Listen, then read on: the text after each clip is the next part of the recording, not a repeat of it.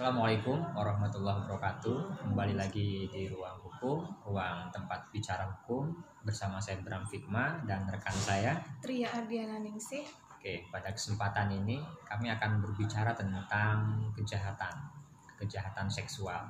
Biasanya kejahatan ini dilakukan oleh orang dewasa seperti itu terhadap orang dewasa atau terhadap anak di bawah umur. Nah, pada kesempatan ini kami sedikit berbeda pembahasannya. Kami akan membahas pelecehan seksual dari anak ke anak seperti itu. Ya, benar Tria ya. Iya, Pak. Nanti ada rekan saya Tria ini akan menjelaskan tentang pelecehan seksual tersebut dari anak oleh anak seperti itu ya. Oke Tria, mungkin bisa dijelaskan pelecehan seksual oleh anak terhadap anak ini seperti apa, biar rekan-rekan yang melihat video ini bisa tahu. Baik, Pak. Terima kasih. Pelecehan seksual merupakan suatu tindakan yang dilakukan perseorangan ataupun kelompok yang menyebabkan penderitaan fisik namun juga penderitaan psikologis. Dan untuk pengertian anak sendiri, menurut Undang-Undang Nomor 35 Tahun 2014 tentang Perlindungan Anak merupakan seseorang yang berusia di bawah 18 tahun termasuk yang masih berada di dalam kandungan. Faktor yang paling berpengaruh dari pelecehan seksual oleh anak terhadap ini ialah faktor media massa, di mana anak-anak dapat mengakses dengan mudah bacaan, gambar maupun film yang seharusnya itu tidak dapat mereka lihat, sehingga mereka ingin tahu dan akhirnya mempraktekannya tanpa mereka berpikir panjang apakah akibat kedepannya nanti. Oke Tria. Jadi yang banyak mempengaruhi anak ini cara berpikirnya ya kan, tindakannya dan seterusnya ini dari media massa seperti itu ya. Mungkin media massa, sosial media ya kan. Jadi orang tua ini perlu kontrol seperti itu ya terhadap anak. Jangan sampai anak ini tadi karena kebablasan, karena tidak dikontrol oleh orang tua, maka anak tersebut tadi melihat tontonan-tontonan ya kan, membaca. Jadi tingkat emosionalnya ini terganggu seperti itu ya. Mungkin bisa jelaskan lagi Tria untuk anak sendiri ya kan, ini pakai aturan apa kalau di dalam perlindungan anak ini, atau menggunakan KUHP, KUH Perdata, Undang-Undang Perlindungan Anak, dari anak oleh anak atau oleh anak ya kepada anak. Nah ya Tria, coba bisa dijelaskan untuk regulasinya terhadap anak ini sendiri. Mungkin ada batasan tidak?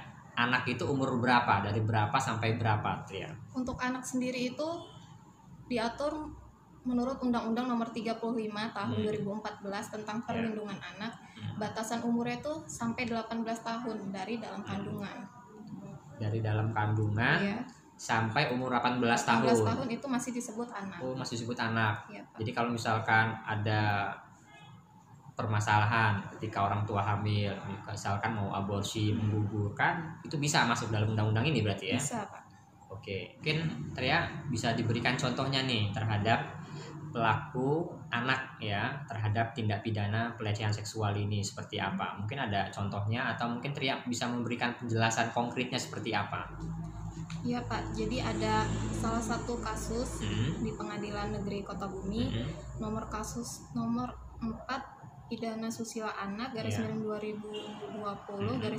_PNKBU. Berarti sudah diproses ya, di Sudah pengadilan, diproses. sidangkan ya. Sudah, Ya, Pak. terus Di situ pelakunya merupakan anak yang masih berusia 14 tahun dan korbannya juga sama. Mereka merupakan teman SMA. ya, Pelaku melakukan tindakan pelecehan seksual terhadap korban, dan pengadilan negeri menjatuhkan hukuman terhadap pelaku yaitu 1 tahun pidana penjara.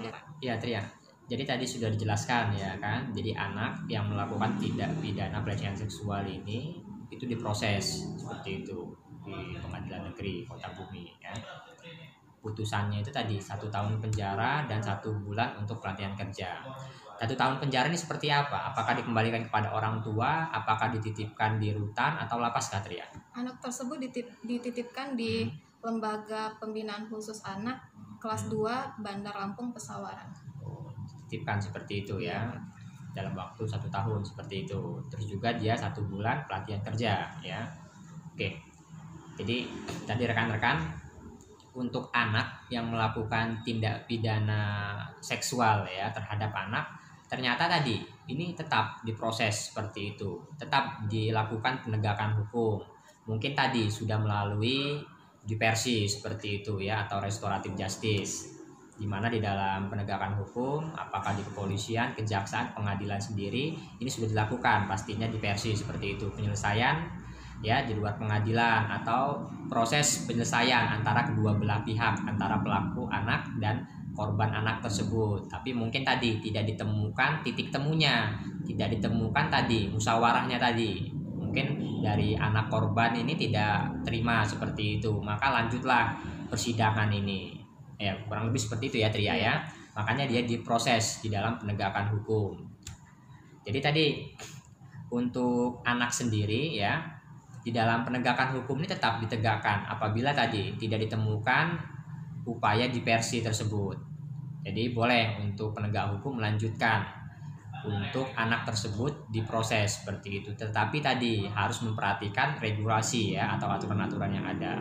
Oke Tria, mungkin bisa diberikan harapan-harapannya terhadap rekan-rekan yang melihat video ini agar tidak terjadi lagi pelecehan terhadap anak ini oleh anak. Jadi harapannya terhadap orang tua untuk dapat lebih memperhatikan tingkah laku maupun pergaulan dari si anak itu sendiri. Dan juga kita sebagai masyarakat dapat menciptakan lingkungan yang ramah untuk anak.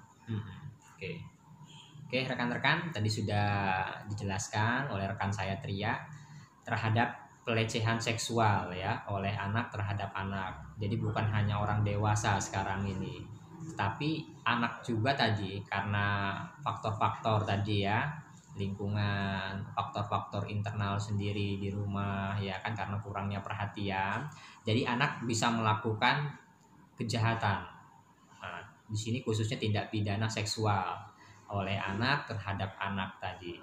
Nah, mungkin ini saja rekan-rekan yang bisa kami sampaikan, bahwa untuk anak sendiri ini ada aturan sendiri ya tentang Undang-Undang Perlindungan Anak. Terus yang kedua, untuk anak sendiri ini diusahakan diversi atau restoratif justice. Yang terakhir, apabila penegakan hukum di sini ya untuk memediasi anak ya melalui diversi atau restoratif justice tidak berhasil, maka proses peradilan tetap dilangsungkan atau tetap berlangsung, walaupun nanti anak akan dititipkan di lembaga penitipan khusus anak seperti itu dan akan direhabilitasi. Untuk dilakukan pembinaan anak, untuk dilakukan mengikuti pelatihan-pelatihan agar dia bisa kembali dengan masyarakat kembali.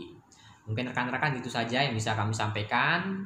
Salam kepastian hukum, kemanfaatan dan keadilan. Wassalamualaikum warahmatullahi wabarakatuh.